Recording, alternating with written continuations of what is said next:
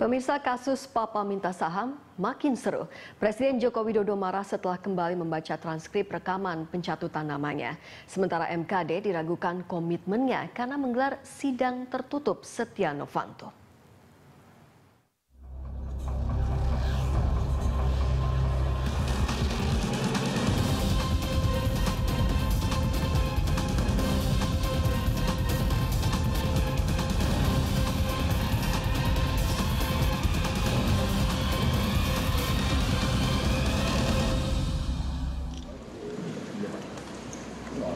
Presiden Joko Widodo pada Senin malam lalu marah.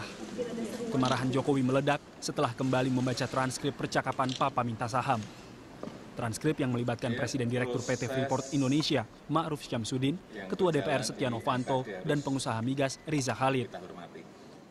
Saya nggak apa-apa, katakan presiden gila, presiden syarat, presiden kopah, nggak apa-apa.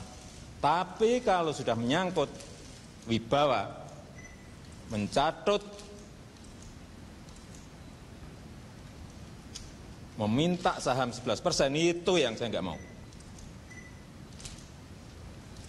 Nggak bisa. Ini masalah kepatutan, masalah kepantasan, masalah etika, masalah moralitas, dan itu masalah wibawa negara. Kemarahan Jokowi sangatlah jelas. Bukan karena sebutan presiden gila dan keras kepala, tapi sangat tersinggung atas pelanggaran etika, moralitas, dan merendahkan wibawa negara yang jelas tergambar dalam transkrip maupun petikan suara hasil rekaman Ma'ruf. Sebetulnya Jokowi pernah membaca transkrip tersebut sebelumnya. Tetapi setelah membaca sekali lagi dalam versi lebih lengkap, amarah Jokowi tak terbendung. Dialog segitiga antara Setia Novanto, Riza Khalid, dan Ma'ruf Syamsuddin di Hotel Ritz-Carlton memang menyebut Jokowi kopeh, keras kepala, gila, dan soal saham 11%. Presiden Joko Widodo sebenarnya dikenal sebagai sosok yang tidak gampang marah. Dalam beberapa kesempatan, mantan gubernur Jakarta ini cenderung low profile dan senang guyon. Bahkan dalam kasus Papa minta saham, awalnya Jokowi cenderung menanggapi secara netral. Jokowi mengetahui kasus ini karena menjadi trending topik di media sosial jelang tutup tahun 2015. Saya baca di trending topik, ada Papa minta pulsa, ada Papa minta sahamannya gitu aja, nggak ada. Tapi nggak termasuk untuk menyindir. Dalam kesempatan lain, Jokowi juga menyatakan bahwa dirinya mengikuti proses di Mahkamah Kehormatan DPR dan menghormati proses politiknya. Saya mendukung penuh proses di MKD, dan sekali lagi sudah saya sampaikan bolak-balik, saya menghormati proses yang ada di MKD, dan jangan sampai ada yang intervensi. Udah, cukup ya. Karenanya, setelah Jokowi marah, banyak kalangan menilai itu merupakan sinyal agar para bawahannya, terutama yang terkait bidang hukum, untuk segera menuntaskan kasus Papa minta saham. Kasus yang sebenarnya tidak sekedar soal pencatutan, tapi sudah berbau upaya pemerasan. Amarah Jokowi membuat kasus Papa minta saham yang baru menyelesaikan persidangan Setia Novanto di MKD semakin seru. Setia Novanto dilaporkan Menteri ESDM Sudirman Said kepada MKD. Politikus Partai Golkar tersebut diduga menjanjikan kepada Freeport dapat membantu upaya renegosiasi perpanjangan kontrak perusahaan tambang emas itu. Di tengah sorotan publik, MKD seharusnya dapat mengambil langkah bijak sebelum memutuskan kasus ini. Pada dua persidangan sebelumnya, MKD sebenarnya telah mengirimkan sinyal positif ke publik karena berhasil menggelar sidang saat mendengar keterangan Sudirman Said dan Ma'ruf Syamsuddin. Tapi sayangnya dua poin positif itu seolah lenyap. Setelah pada Senin 7 Desember lalu, sidang MKD yang kini dipimpin Kahar Muzakir justru menggelar sidang tertutup bagi Setia Novanto. Sidang Ketua DPR Setia Novanto memang berlangsung tertutup. Tidak hanya itu, Novanto masuk ke ruang sidang MKD bukan melalui jalur utama, melainkan dari lorong kecil yang menghubungkan Gedung Nusantara 1 dan 2. Sidang 4 jam yang memberi kesempatan bagi Novanto membacakan nota pembelaan 12 halaman tak pelak mengundang reaksi negatif publik. Ada kesan MKD justru berupaya menyelamatkan Setia Novanto dibanding mengusut kasus ini supaya jelas, terang benderang. Ketua Mahkamah Kehormatan Dewan, Surahman Hidayat, mengakui sidang MKD memang bisa dilakukan terbuka ataupun tertutup. Hal itu tergantung pihak teradu, apakah mau sidang dibuat terbuka untuk umum atau tertutup dengan alasan menjaga privasi. Itu materi sidang yang harus dirahasiakan. Oke? Kenapa rahasia? Karena ada hal-hal yang privasi khusus dan menyangkut juga informasi mengenai kepentingan negara dan bangsa. Nah, dan dijamin itu oleh undang-undang.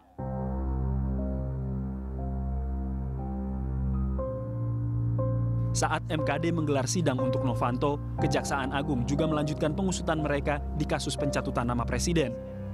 Korps Adiaksa memanggil Menteri ESDM Sudirman Said untuk memberikan keterangan terkait rekaman yang diserahkan ke MKD.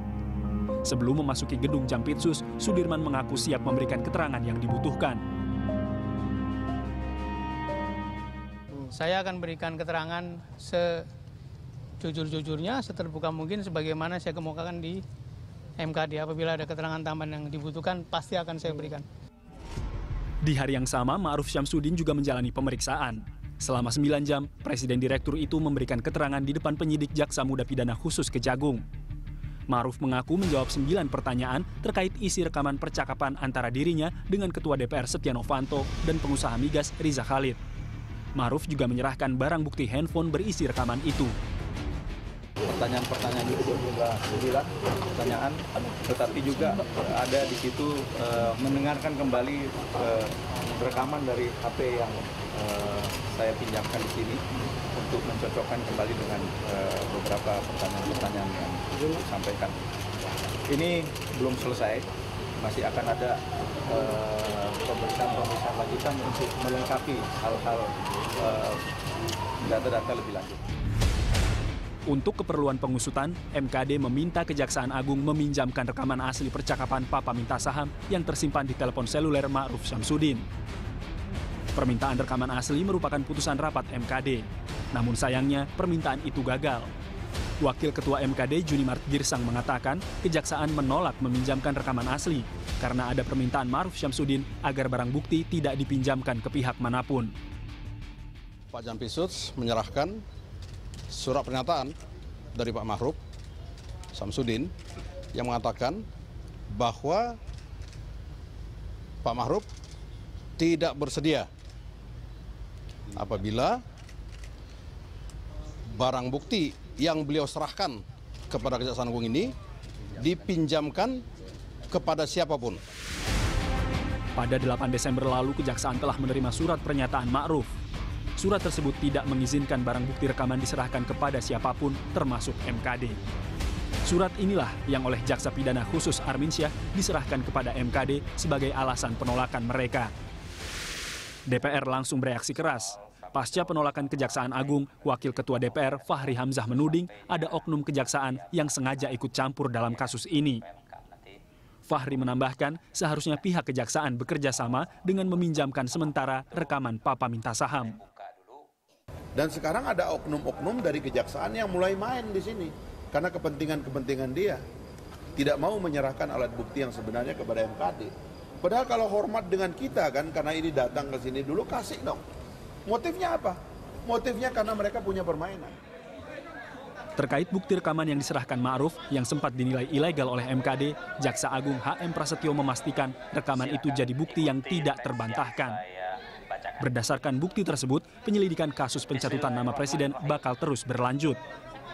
Dalam waktu secepatnya, Kejaksaan akan memanggil Riza Khalid yang dikabarkan tidak lagi berada di Indonesia. Kita tidak ngerekam, dia ngerekam dengan kita. Ya itu posisinya gimana akhirnya? Posisinya itu sudah barang bukti. Sudah barang bukti ya Pak? Kita akan analisis. Ya, itu fakta yang tidak bisa dipungkiri. Fakta yang tidak bisa dipungkiri. Tinggal nanti saya akan minta bantuan dari ahli IT. Kita udah bicara dengan ITB dan mereka ada sanggup membantu kita. Posisi Riza Khalid di luar negeri dikonfirmasi Menteri Hukum dan HAM Yasona Laoli. Namun Yasona menerangkan hingga kini Kemenkumham belum menerima surat permintaan pencekalan terhadap pengusaha migas itu. Menurut Yasona, pencekalan terhadap seseorang baru dapat dilakukan jika ada permintaan dari kepolisian, kejaksaan, atau KPK. Dia tidak di Indonesia. Pertama dulu dia warga negara Indonesia, punya paspor Indonesia, sudah tidak di Indonesia. Itu aja. Ya, itu aja. Sejak kapan, Pak? Sejak kapan, Pak? Ya, beberapa waktu, udah berapa lewat, 4 hari lewat lebih, ya. Apa ini luar negara? Indonesia, kalau paspor Indonesia pasti warga negara Indonesia, ya. Oke. Secara terpisah, Kapolri Jenderal Badrodin Haiti menyatakan hingga saat ini Presiden maupun MKD belum meminta kepolisian untuk mencari Riza Khalid. Menurut Jenderal Badrodin Haiti, delik ini adalah aduan yang harus dilapor oleh pelapor. Kan tadi udah saya sampaikan, sampai sekarang belum tahu saya itu ada permintaan itu. Presiden belum perintahkan ke saya, belum. Ya nanti kan kita bisa telusuri dari perwakilan Interpol, baik di Indonesia ke luar, yang di luar negeri, di setiap negara kan ada Interpolnya. Kita bisa minta bantuan ke sana. Di tengah tarik ulur seputar kasus pencatutan nama Presiden, pengamat politik Sebastian Salang menilai kepercayaan publik terhadap Mahkamah Kehormatan DPR sebenarnya sudah habis. Runtuhnya kepercayaan itu setelah publik kecewa dengan sidang Novanto yang tertutup. Sidang itu sekaligus jadi bukti masih kuatnya pengaruh Setia Novanto di DPR.